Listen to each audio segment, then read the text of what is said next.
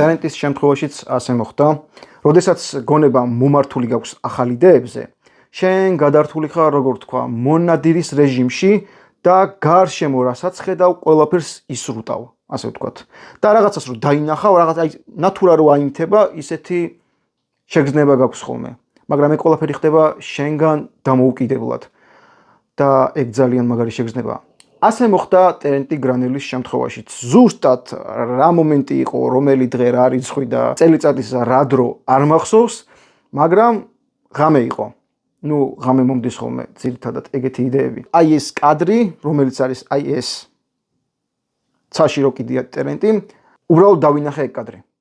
ვიცოდი რომ ეგ კადრი უნდა გამეკეთებინა. არ ვიცოდი სიმართლე გითხრათ რა ლექსი უნდა ყოფილიყო, როგორ უნდა ყოფილიყო დანარჩენი ანიმაცია გადაწყვეტილი, მაგრამ აი ეგ კადრი ვიცოდი და მაგ კადრის გაგრძელება რომ უნდა მომეფიქრებინა, მე ეგ ვიცოდი, მაგრამ აი დასაწყისი რომ უნდა ყოფილიყო, ზუსტად ვიცოდი. მეორე დღესვე, რა თქმა უნდა, ავდექი და გავაკეთე პირველი ჩანახატი, რომელიც გამოიყურებოდა აი ასე. ეს იყო პირველი ჩანახატი და ამ ჩანახატმა მიკარნახა რომ ეს ანიმაცია უნდა ყოფილიყო ტერენტი გრანელის მე და გალაქტიონზე.